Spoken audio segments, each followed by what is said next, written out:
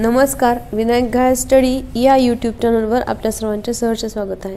विद्यार्थी मित्रांनो, आजच्या व्हिडिओमध्ये आपण राष्ट्रीय क्रीडा पुरस्कार 2023 यांची सविस्तर माहिती पाहणार आहोत।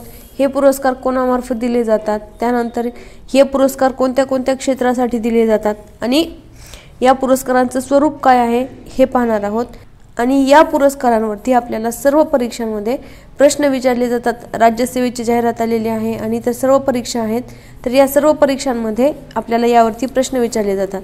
तर युवा व्यवहार आणि क्रीडा मंत्रालयाने 20 डिसेंबर 2023 रोजी राष्ट्रीय क्रीडा पुरस्कार 2023 जाहीर केलेले आहेत। म्हणजेच हे भारत सरकारचे जे युवा व्यवहार आणि क्रीडा मंत्रालय आहे, या मंत्रालयाद्वारे या पुरस्कारांची घोषणा करण्यात आलेली आहे। 9 जानेवारी 2024 रोजी राष्ट्रपती भवन येथे सकाळी 11 वाजता आयोजित विशेष कार्यक्रमात राष्ट्रपतींच्या हस्ते हे पुरस्कार प्रदान करण्यात येतील। राष्ट्रीय क्रीडा पुरस्कार दरवर्षी क्रीडा क्षेत्रातील नैपुण्याचा सन्मान करण्यासाठी प्रदान केले जातात। म्हणजेच हे पुरस्कार आपल्याला दरवर्षी दिले जातात। यावर देखील आपल्याला प्रश्न विचारले जातात की किती वर्षांनी दिले जातात, तर हे पुरस्कार दरवर्षी दिले जातात। त्यानंतर सर्वोच्च न्यायालयातील सेवानिवृत्त न्यायमूर्ती एम खानविलकर यांच्या अध्यक्षतेखालील निवड समितीमध्ये प्रख्यात खेळाडू, त्यानंतर क्रीडा पत्रकारितेचा अनुभव असलेल्या व्यक्ती आणि क्रीडा प्रशासक यांचा समावेश या समितीमध्ये होता आणि या समितीच्या आधारे सरकारने मानकऱ्यांची निवड केलेली आहे। म्हणजेच हे पुरस्कार दरवर्षी दिले जातात। त्यानंतर कोणामार्फत दिले जातात, युवा व्यवहार आणि क्रीडा मंत्रालयामार्फत हे दिले जातात। त्यानंतर आता आपण एक एक पुरस्कार पाहूया आणि ते यावर्षी कोणाला मिळालेले आहेत ते पाहूया। पहिला पुरस्कार आहे मेजर ध्यानचंद खेलरत्न पुरस्कार 2023।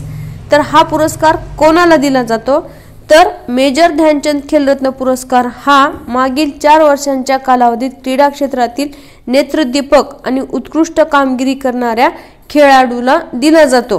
आणि यामध्ये यावर्षीचे म्हणजे सन 2023 चे मानकरी कोण कोण आहेत, तर चिराग चंद्रशेखर शेट्टी आणि रंकी रेड्डी सात्विक साईराज या दोघांना हा पुरस्कार मिळालेला आहे। आणि त्यांचा क्रीडा प्रकार कोणता आहे, तर तो आहे बॅडमिंटन। दोघेही बॅडमिंटनचे खेळाडू आहेत। या दोन्ही क्रीडापटूंना त्यांच्या समान सांघिक कामगिरीसाठी हा पुरस्कार जाहीर करण्यात आलेला आहे। मागील 4 वर्षांच्या कालावधीत क्रीडा क्षेत्रातील नेत्रदीपक आणि उत्कृष्ट कामगिरी करणाऱ्या खेळाडूला मेजर ध्यानचंद पुरस्कार प्रदान करण्यात येतो। त्यानंतर दुसरा पुरस्कार आहे अर्जुन पुरस्कार। तर खेळांमधील उत्कृष्ट कामगिरीसाठी दिला जाणारा अर्जुन पुरस्कार खेळाडूला मागील 4 वर्षांच्या कालावधीतील चांगल्या कामगिरीसाठी आणि नेतृत्व, खिलाडू वृत्ती आणि शिस्तपालन यासाठी दिला जातो। वर्ष 2023 मध्ये खेळातील उत्कृष्ट कामगिरीसाठी एकूण 26 खेळाडूंना हा पुरस्कार घोषित झालेला आहे। आपल्याला परीक्षेमध्ये असा देखील प्रश्न विचारला जातो की या वर्षी म्हणजेच 2023 या वर्षी अर्जुन पुरस्कारांसाठी किती खेळाडूंची निवड करण्यात आलेली आहे, तर त्यामध्ये एकूण 26 खेळाडूंना अर्जुन पुरस्कार देऊन सन्मानित करण्यात आलेला आहे। या ठिकाणी आपण त्या खेळाडूचं नाव आणि त्यांच्या क्रीडा स्पर्धा किंवा क्रीडा प्रकार कोणता आहे तर ते पाहूया।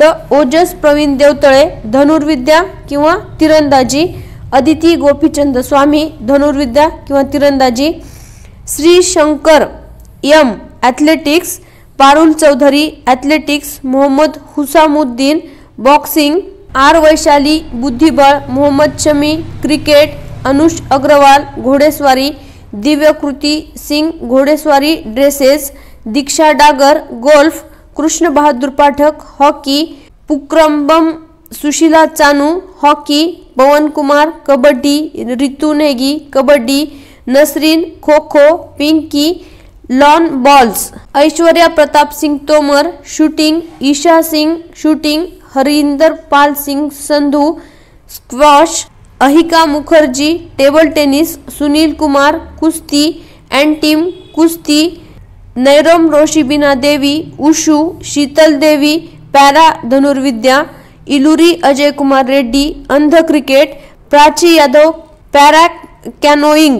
त्यानंतर खेळाडूंबरोबरच उत्कृष्ट प्रशिक्षकांना देखील पुरस्कार दिला जातो। तर तो पुरस्कार कोणता, द्रोणाचार्य पुरस्कार।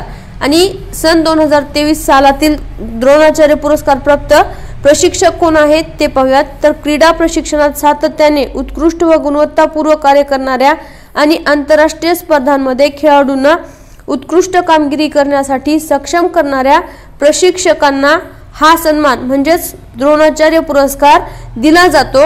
उत्कृष्ट प्रशिक्षक द्रोणाचार्य पुरस्कार एकूण 5 जणांची निवड झालेली आहे आणि ते कोणते कोणते आहेत आणि त्यांच्या क्रीडा प्रकार कोणते कोणते आहेत ते पाहूया। तर पहिले आहेत ललित कुमार कुस्ती, RB रमेश बुद्धिबळ, Mahavir Prasad Saini para athletics, Shivendra Singh hockey, Ganesh Prabhakar Devrukhkar mallakhamb. त्यानंतर आजीवन श्रेणीमध्ये Jaskirat Singh Grewal golf, Bhaskaran kabaddi, Jayanta Kumar Pushilal table tennis. त्यानंतर क्रीडा क्षेत्रातील ध्यानचंद जीवन गौरव पुरस्कार तो कोणाला दिला आहे आणि कशासाठी दिला जातो ते पाहूया। ध्यानचंद जीवन गौरव पुरस्कार क्रीडा क्षेत्रात आपल्या कामगिरीने योगदान देणाऱ्या आणि निवृत्तीनंतरही खेळाला प्रोत्साहन देण्यासाठी सतत योगदान देणाऱ्या खेळाडूंना हा पुरस्कार प्रदान केला जातो।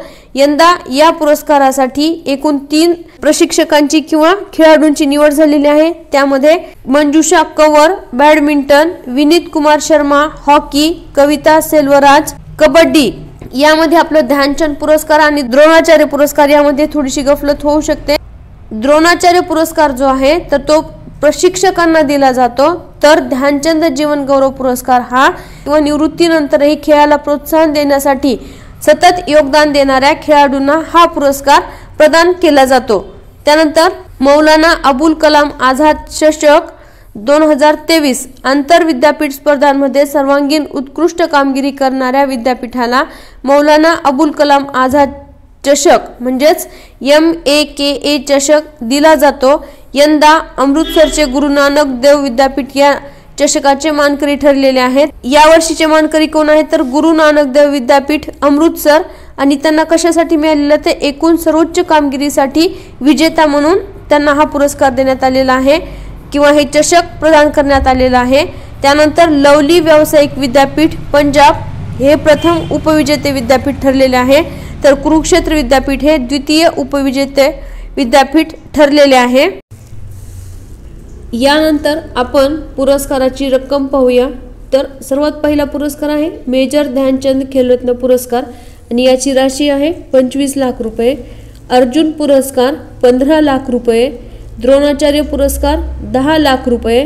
द्रोणाचार्य पुरस्काराचे आहेत ते त्यामध्ये 2 आहेत, एक आहेत नियमित श्रेणी तर त्यासाठी 10 लाख रुपये आहे आणि द्रोणाचार्य पुरस्कार आजीवन श्रेणी किंवा जीवन गौरव पुरस्कार याच्यासाठी 15 लाख रुपये आहे।